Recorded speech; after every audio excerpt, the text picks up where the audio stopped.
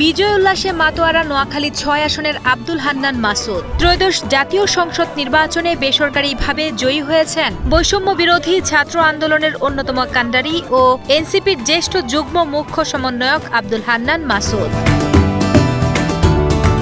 নোয়াখালী ৬ আসনে মাসুদের প্রধান প্রতিদ্বন্দ্বী হিসেবে লড়াই করেছেন বিএনপির চট্টগ্রাম বিভাগীয় কেন্দ্রীয় সাংগঠনিক সম্পাদক মাহবুবুর রহমান শামীম, স্বতন্ত্র প্রার্থী ও ৩ বারের সাবেক সংসদ সদস্য প্রকৌশলী ফজলুল আজিম এবং উপজেলা বিএনপির সাধারণ সম্পাদক তানফির উদ্দিন রাজীব। মোট ১০ জন প্রার্থীর এই হাড্ডাহাড্ডি লড়াইয়ে প্রবীণদের দীর্ঘদিনের দাপটকে পেছনে ফেলে শেষ পর্যন্ত জয়ের হাসি হাসলেন তরুণ ছাত্রনেতা হান্নান মাসুদ।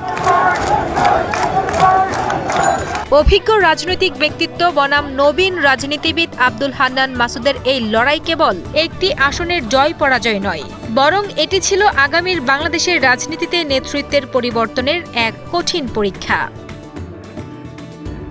হাতিয়ার ১০৪টি কেন্দ্রে দিনভর উৎসব মুখর পরিবেশে অনুষ্ঠিত হয় ভোট। অবশেষে বেসরকারি ফলাফলে বিজয়ী হন আব্দুল হান্নান মাসুদ।